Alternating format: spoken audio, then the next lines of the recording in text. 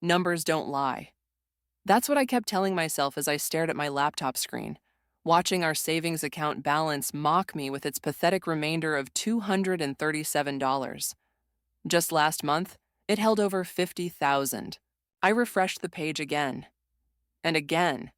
The numbers stayed the same, each digit burning into my retinas like a brand. My hands trembled as I scrolled through the transaction history, marking each withdrawal with a sick feeling of recognition. Casino, online betting, sportsbook, casino again.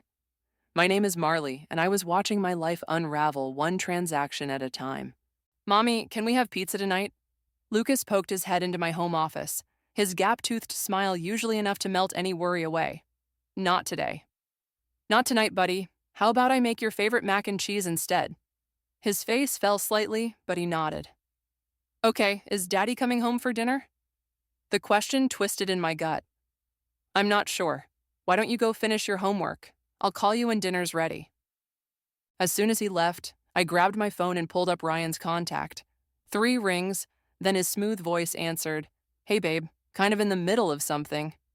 Where's our money, Ryan? Silence stretched between us like a rubber band about to snap. What are you talking about? His tone shifted, taking on that practiced casualness that I'd grown to hate. Just don't. I'm looking at our account right now. $50,000, Ryan. Gone. What the hell have you done? Listen, it's not what you think. I made some investments. Investments? I laughed, the sound sharp and ugly. Is that what we're calling blackjack now? Marley, you're overreacting. I've got a system. Derek and I... Derek? The mention of his best friend's name made everything worse. Of course Derek's involved. God, I'm such an idiot. Baby, please. I'm about to turn it around. I've got a sure thing. I ended the call, my thumb jabbing the screen with enough force to hurt. The house suddenly felt too small, too confining. I needed air. But Lucas was upstairs, probably listening to every word, trying to piece together why his mother was falling apart. My phone buzzed with incoming texts from Ryan. I ignored them all. Instead, I opened my banking app again and started taking screenshots. Every transaction, every withdrawal, every lie documented in neat little rows. Then I logged into our joint credit card accounts. More screenshots. The mortgage statement, the car loans. By the time I finished, I had a complete picture of our financial destruction. Ryan came home late that night after Lucas was in bed. I heard his key in the lock, his footsteps in the hallway, smelled the whiskey on his breath before he even entered the kitchen where I sat waiting. I can explain everything, he said, his usual charm dampened by guilt and alcohol. Can you explain to Lucas why we might lose our house? He flinched. It won't come to that, I promise. Your promises mean nothing anymore. I pushed my laptop toward him. Look at it, all of it. Tell me how you're going to fix this. He wouldn't meet my eyes. Instead, he stared at the screen, scrolling through the evidence of his betrayal. I'll get it back. Derek knows this guy. Stop. I stood up, my chair scraping against the floor. Just stop. If you say one more word about Derek or your systems or your sure things, I swear to God, Ryan. He reached for me, but I stepped back. Marley, please. I love you. I love Lucas. I'll make this right. Looking at him then, this man I'd loved for 12 years, this father of my child, this stranger who'd gambled away our future, I felt something inside me harden. A seed of determination, watered by rage and fertilized with betrayal. You're right about one thing, I said, my voice steady despite the storm inside me. You will make this right, but not the way you think. I left him standing there in our kitchen, surrounded by the digital proof of his addiction. As I climbed the stairs to check on Lucas, I was already forming a plan. Ryan thought he knew about gambling, about taking risks. He had no idea what I was willing to bet to protect my son. The credit card declined at the grocery store. Again. I stood there, face burning, as the cashier suggested I try another card. Behind me, other customers shifted impatiently, their judgment pressing against my back like a knife. I'll just put some things back, I muttered, pulling items from my cart. Cereal, juice, fresh vegetables. The basics of feeding an 8-year-old boy reduced to a humiliating math problem. My phone buzzed. Ryan. Everything's fine, his text read. Just a temporary hold. Use the backup card. The backup card that he'd maxed out last week at some casino in Atlantic City. I paid for what I could afford and drove home with half-empty bags, rage simmering beneath my skin. Lucas would be getting home from school soon, and I needed to maintain some semblance of normalcy, for him. The house phone rang as I was putting away groceries. My mother's voice carried a note of concern I hadn't heard since my teenage years. "Marley, I just got the strangest call from Ryan." My stomach dropped. What did he want? To borrow money, $20,000. He said it was for an investment opportunity, but honey, something felt off. I gripped the counter, knuckles white. "Did you give it to him?" "Of course not. I told him I'd need to discuss it with you first." She paused. "What's really going on?" Before I could answer, I heard Lucas's key in the door. "Mom, I have to go. I'll call you later." Lucas trudged into the kitchen, his shoulders slumped. "Tommy's having a birthday party at Adventure World next weekend," he said, dropping his backpack. "Can I go?" The admission fee alone would be $50. "We'll see, sweetie. How was school?" "Fine." He picked at a loose thread on his sleeve. "Dad promised to help with my science project, but he didn't come home last night. He had a late meeting." The lie tasted bitter. "I can help you instead." "It's okay. I had told Mrs. Peterson I couldn't do it." He shrugged, but I saw the hurt in his eyes. "She said I can write a paper instead." That night, after Lucas was asleep, I heard Ryan stumble in around midnight. The smell of cigarettes and desperation clung to him as he collapsed onto our bed. "Where were you?" I asked, though I already knew. "Working late with Derek. We're close to something big, babe. Really big." His words slurred slightly. "Just need a little more capital." "Is that why you called my mother?" He sat up, suddenly more alert. "She told you?" "What were you thinking, Ryan? My mother? Really?" "I was thinking about our future." He reached for my hand, but I pulled away. "One good win, that's all I need. Then I can fix everything." "There won't be a future if you keep this up." I got out of bed, needing distance. "Lucas missed you today. He dropped out of his science project because you weren't here to help." "Shit." He rubbed his face. "I'll make it up to him. Tomorrow You'll what? Throw more empty promises at him? Gamble away his college fund like you did our savings? That's not fair." "Fair?" I laughed, the sound harsh in the darkness.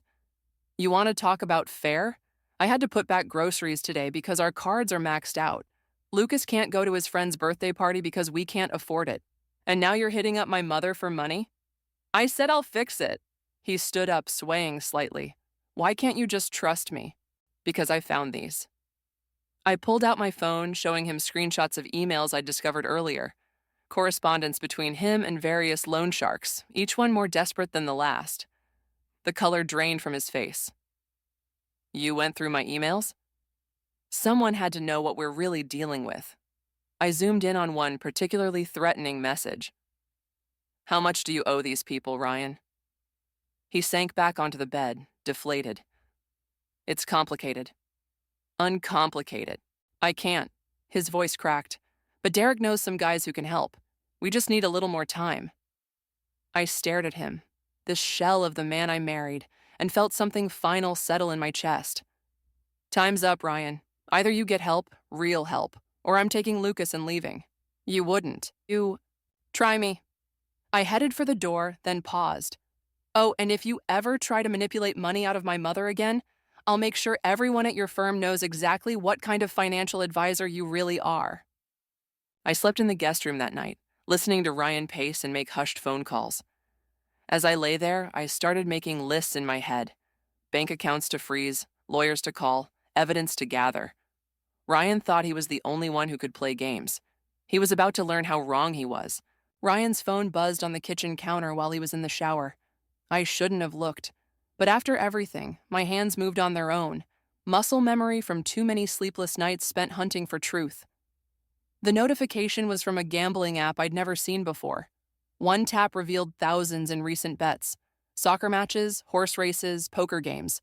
Money we didn't have, hemorrhaging into digital casinos at 3 a.m. while Lucas and I slept. My fingers trembled as I scrolled deeper. Transaction after transaction, each one a fresh betrayal. Then I saw it. A message thread with Derek. "Got another investor lined up. Big money. Just need those docs we talked about." Ryan's reply. "Already done. Using M's signature from old paperwork. Meeting tonight?" The shower stopped running. I quickly replaced the phone, my heart thundering against my ribs.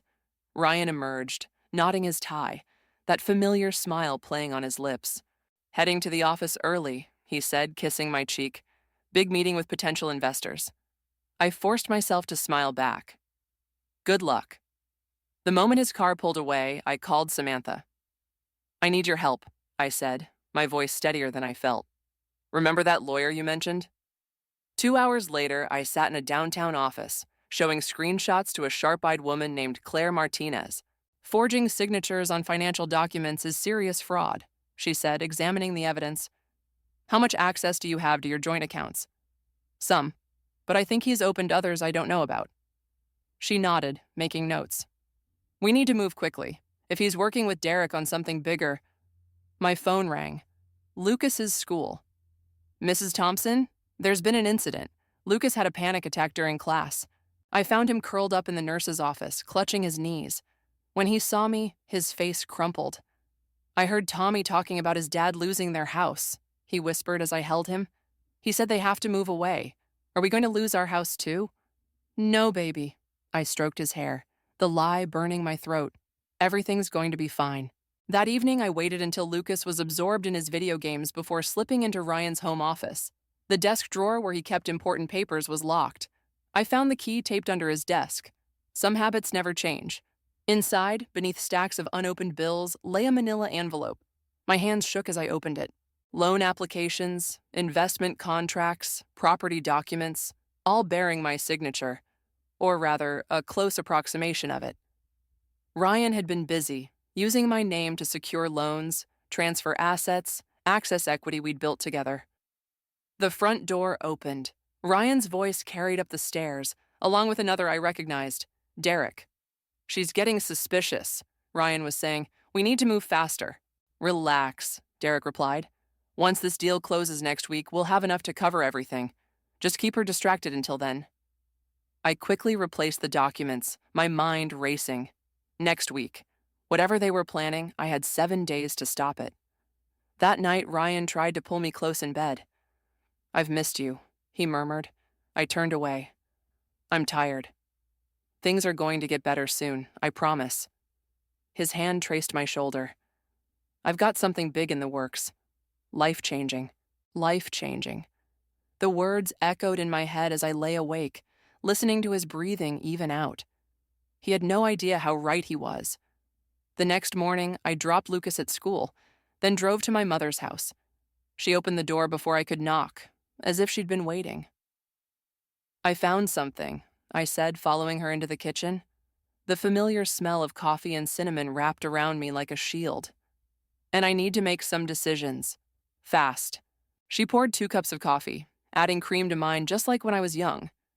"Tell me everything." So I did. About the forged signatures, the secret loans, the conversation I'd overheard.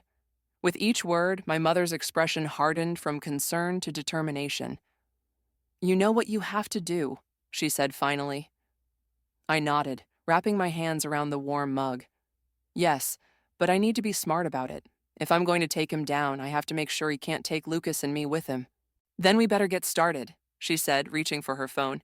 "Because whatever's happening next week, we need to be ready first." Samantha's living room felt like a war room, scattered with papers and laptop screens glowing in the dim evening light. 5 days until whatever Ryan and Derek had planned. The clock was ticking. "Look at this," Samantha said, turning her screen toward me. 3 new shell companies registered last month, all using variations of your address. I leaned closer, scanning the documents. "Can you trace where the money's going?" "It's complicated. They're routing everything through offshore accounts." She rubbed her eyes. "But I found something else. Ryan's firm is under investigation by the SEC. My coffee cup froze halfway to my lips. "What?" "It's not public yet, but my contact at the Regulatory Commission says they're looking into irregular trading patterns. Started about 6 months ago." The timeline clicked. Right when Ryan's gambling had escalated. Right when Derek had become a constant presence in our lives. My phone buzzed. "Ryan. Where are you? Lucas is asking for dinner." I texted back quickly.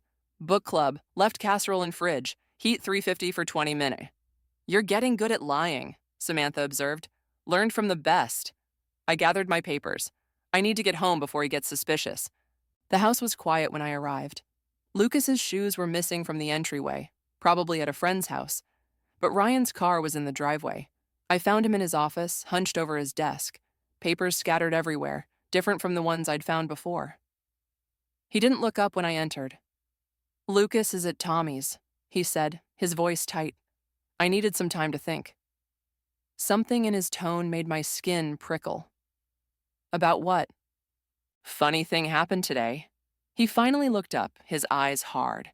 The bank called about some unusual activity on our accounts. Someone's been accessing confidential records, making copies. My heart stuttered, but I kept my face neutral. Maybe they're doing an audit. Maybe. He stood slowly. Or maybe my wife doesn't trust me anymore. Can you blame me? No. The admission surprised me, but you don't understand what's really happening. Then explain it to me. He ran a hand through his hair, suddenly looking older. Derek, he's not who you think he is, who I thought he was. What do you mean? I can't. He glanced at his phone as it buzzed. I have to go. Important meeting. With Derek? His hesitation told me everything. Don't wait up. I waited 15 minutes after he left before calling Claire Martinez. The SEC investigation changes everything, she said. If Ryan's involved in securities fraud on top of the gambling, you need to protect yourself now. I need more time. Just a few more days to figure out what they're planning. You don't have a few days. If Ryan suspects you're gathering evidence. A knock at the door cut her off. Through the window, I saw Derek standing on my porch, his usual smooth smile in place. I have to go, I whispered, ending the call. Derek's smile widened when I opened the door. Marley, hope I'm not interrupting. Ryan's not here. I know, I came to see you. He stepped past me into the house. We need to talk about your recent activities. My mouth went dry. I don't know what you mean. The bank records? The SEC inquiries? Your little meetings with Samantha Green? He settled onto our couch like he owned it. You're playing a dangerous game, Marley. So are you. He laughed, but there was no warmth in it. The difference is, I know all the players, including your mother's financial advisor, who's very interested in some recent transfer attempts from her accounts. The threat was clear. I clenched my fists. What do you want? Simple. Stop digging. Let Ryan and me handle our business. In return, I'll make sure your mother's retirement fund stays intact. He stood, straightening his jacket. Oh, and Marley? If you're thinking of warning Ryan about this conversation, don't. Some things are better left unsaid between husbands and wives. Don't you agree? After he left, I sat in the dark, my mind racing. Derek had shown his hand, but something wasn't adding up. The way Ryan had talked about him earlier, the SEC investigation. I pulled out my phone and dialed a number I'd hoped never to use. Agent Phillips, this is Marley Thompson.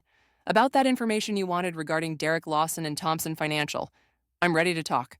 The certified letter arrived 3 days before Ryan's mysterious deadline.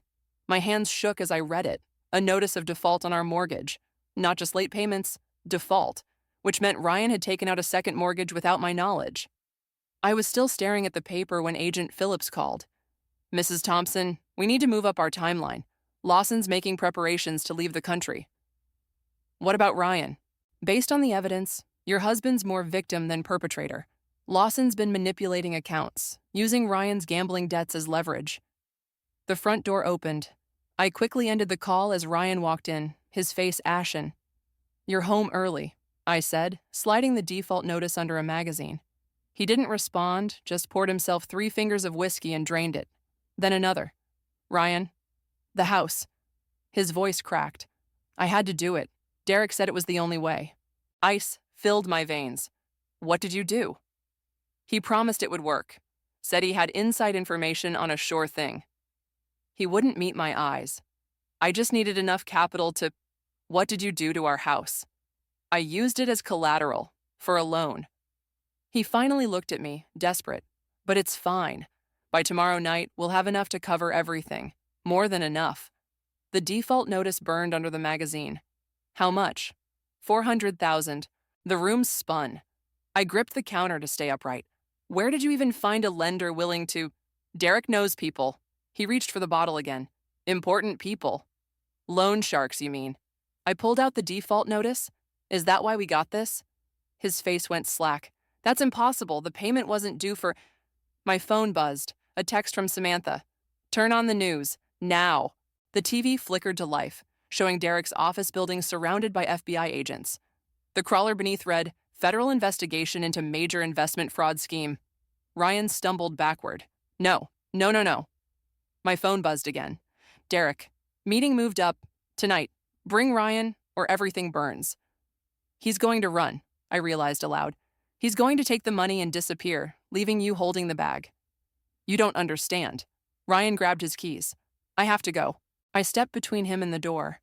If you leave now, we're done. I mean it, Ryan. No more chances. Get out of my way, Marley. What about Lucas? What happens to him when they arrest you? His face hardened. They won't arrest me if I can just... Mom? Lucas stood at the bottom of the stairs, clutching his backpack. Are we really going to lose our house? The silence that followed was deafening. Ryan moved first, reaching for our son, but Lucas backed away. You promised, Lucas whispered. You promised we'd be okay. Ryan's phone buzzed. Derek again, probably. He looked at it, then at Lucas, then at me. Something broke in his eyes. I have to fix this, he said, and pushed past me toward the door. I grabbed his arm. Ryan, please, we can figure this out together. But if you walk out that door... He hesitated, his hand on the doorknob. For a moment, I saw the man I'd married. Scared, vulnerable, desperate to prove himself. Then his phone buzzed again, and that man vanished. I'm sorry, he whispered, and was gone. Lucas's sob broke the silence. I pulled him close, my mind racing. We had maybe hours before Derek's meeting, before whatever endgame he had planned played out. Pack a bag, I told Lucas. We're going to Grandma's. While he packed, I made 3 calls. 1 to Agent Phillips, 1 to my lawyer, and 1 to Samantha. Then I wrote 2 letters. 1 to the FBI detailing everything I knew about Derek's operation, and 1 to Ryan. The second letter was shorter, just 3 lines. I tried to save you, I really did. But now I'm choosing to save us instead. I sealed both envelopes and grabbed my own packed bag. Lucas appeared, his favorite stuffed animal tucked under his arm. Is Dad coming back? I took his hand, leading him to the car. I don't know, baby, but we can't wait to find out. As we pulled away from the house, my phone buzzed one final time. Derek. Tick-tock, Marley. Time's running out. He had no idea how right he was, but not in the way he thought. The warehouse district looked different at night, all sharp shadows and broken promises. I parked behind Samantha's car, checking my phone one last time. Agent Phillips's message glowed in the darkness. Teams in position. Wait for my signal. Lucas was safe with my mother. That's what mattered. Whatever happened next, he was protected. Samantha emerged from her car, her heels clicking against concrete. You don't have to do this. The FBI has enough evidence. Yes, I do. I pulled out the USB drive containing every transaction, every forged document, every piece of evidence I'd gathered. Because Ryan needs to see exactly who he chose over his family. The warehouse door creaked open. Derek's silhouette appeared, backlit and imposing. Ladies, how nice of you to join us. Inside, Ryan paced between stacks of shipping crates, his suit wrinkled, his eyes wild. When he saw me, he froze. Marley, what are you doing here? Fixing your mess. Again. I stepped forward, Samantha close behind. Where's the money, Ryan? Derek laughed, the sound echoing off metal walls. There is no money. Not anymore. What? Ryan spun toward him. But you said... I say lots of things. Derek pulled out a gun, causing Samantha to gasp.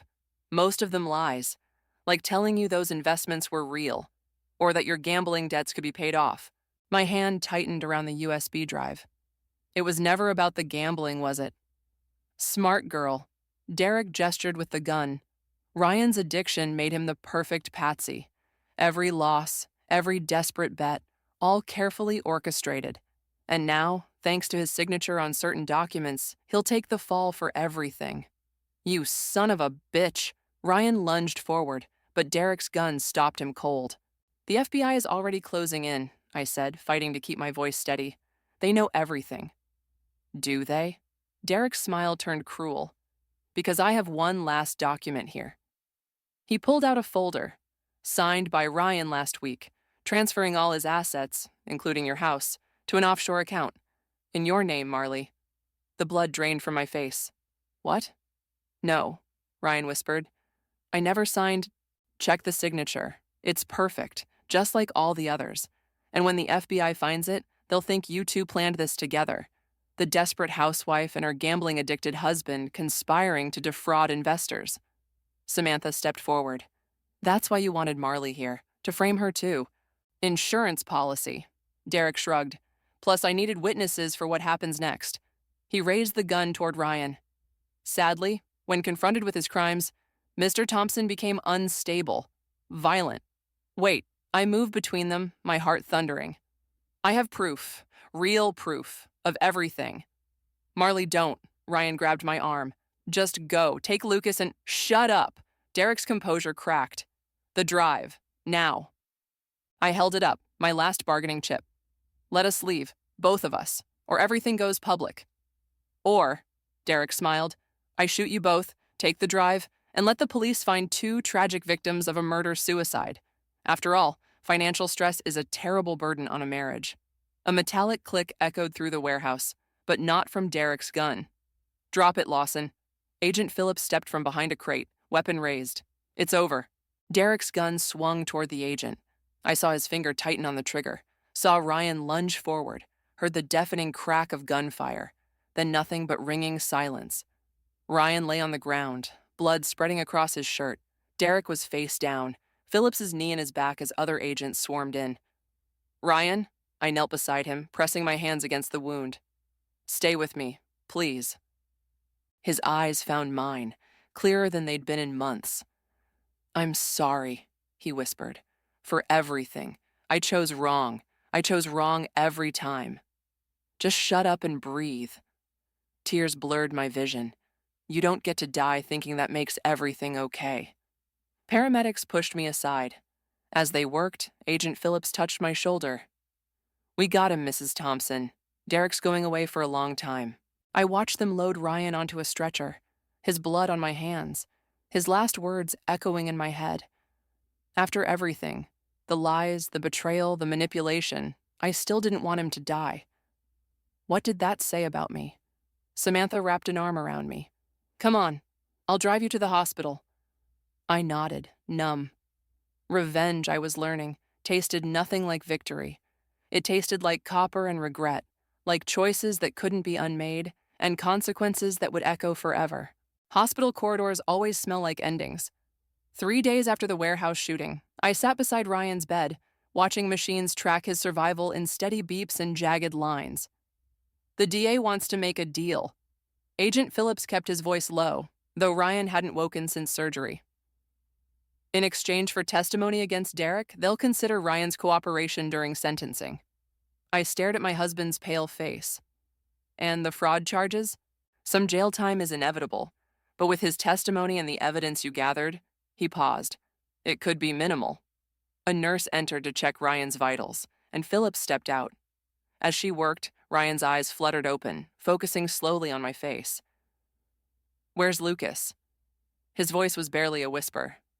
Safe, with Mom. I leaned forward. The FBI found everything, Ryan. The offshore accounts, the forged documents, Derek's whole operation. He closed his eyes. I never meant— Save it. I stood up, anger suddenly burning through my exhaustion. You had choices. Every single day you had choices, and you chose him, chose gambling, chose everything except us. I was trying to fix things. No, you were trying to win. There's a difference. I pulled out my phone, showing him photos of documents. Derek kept records of everything. Every bet you made. Every time he manipulated you into going deeper. And you never once stopped to think why your best friend was always there, pushing you toward one more game, one more bet. His face crumpled. He said he could help me be the man you deserved. I deserved the truth. Lucas deserved a father who showed up. My voice cracked. Instead, we got lies and empty promises and a mortgage we didn't know about until they were foreclosing on our home. A commotion erupted in the hallway. Through the window, I saw Derek being led past in handcuffs, surrounded by agents. He caught my eye and smiled that smooth practice smile. Ryan struggled to sit up. Wait, there's something you need to know. Agent Phillips already told me about the deal. No. He grabbed my wrist, his grip surprisingly strong. The last document Derek showed you, the one in your name, it wasn't just about framing you. He needed your signature for the offshore accounts. I froze. What? He was going to force you to sign, then kill us both. Make it look like we planned everything together, then had a falling out. Ryan's monitors beeped faster. The gun wasn't for me. It was for you. The revelation hit like a physical blow. All this time, I'd thought I was the one setting a trap, but Derek had been playing a longer game. Why are you telling me this now? Because you need to know. He coughed, wincing. I didn't take that bullet for redemption. I took it because for the first time in years, I made the right choice. A sharp knock interrupted us. Agent Phillips returned, looking grim. Mrs. Thompson, we need to talk, now. About what? Derek's talking.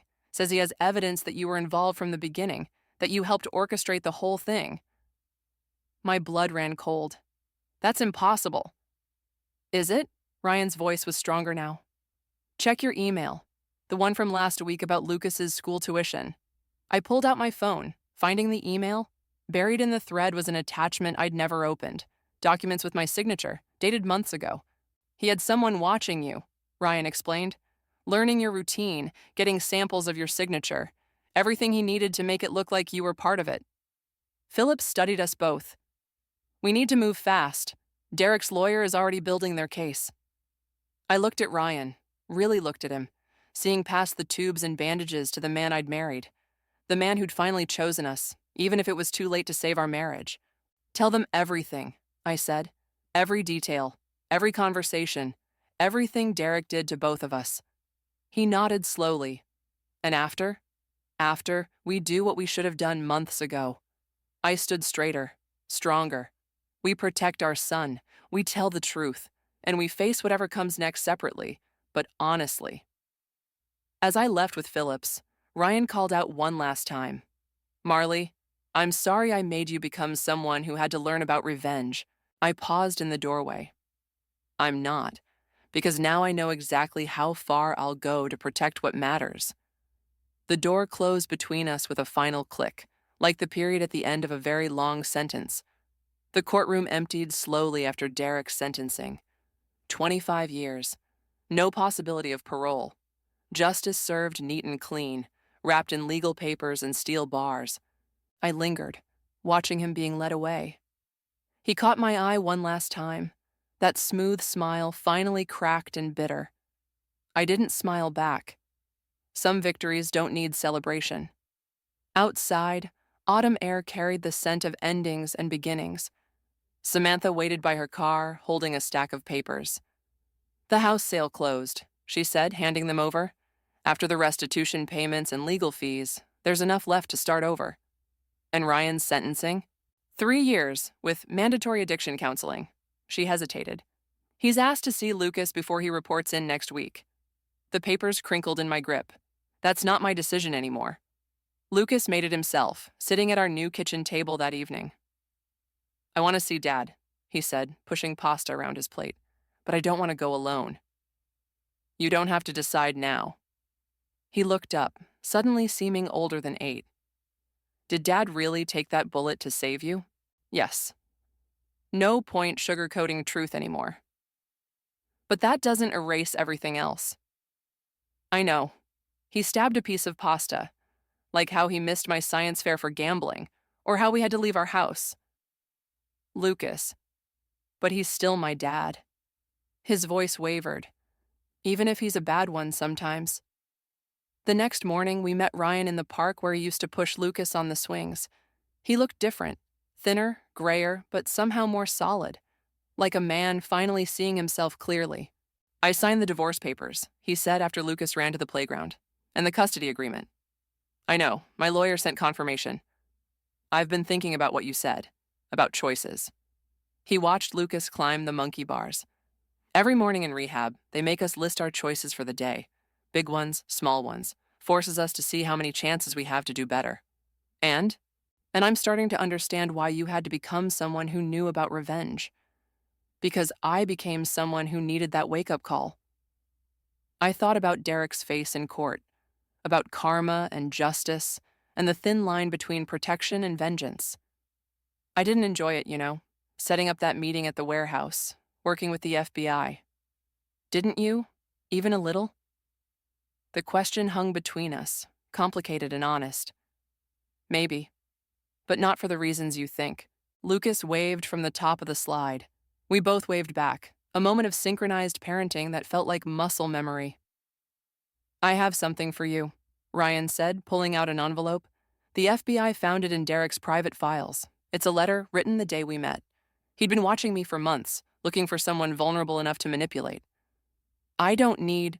Yes, you do. Because you need to understand that while I made my own choices, he chose me first. Chose us. Our whole marriage was part of his long game. The envelope felt heavy with unspoken truths. That doesn't change anything. No, but maybe it helps explain why your revenge needed to touch both of us. Lucas ran over, breathless and flushed. Ryan hugged him goodbye, holding on a beat too long. I watched them, remembering other hugs, other goodbyes, other moments when love and pain tangled together like roots.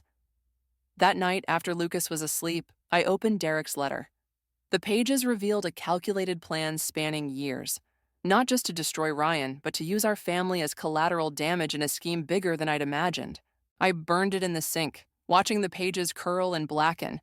The truth was, it didn't matter anymore. We'd all made our choices, played our parts, suffered our consequences. My phone buzzed. A text from Agent Phillips. Derek's appealing the sentence. Might need your testimony again. I deleted it without responding. Some chapters need to stay closed.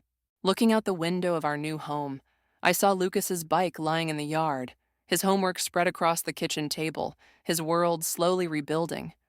Not perfect, but real. Not what I'd planned, but maybe what we needed.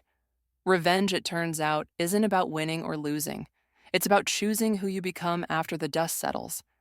And I chose to become someone who could walk away, carrying just enough weight to remember, but not enough to sink.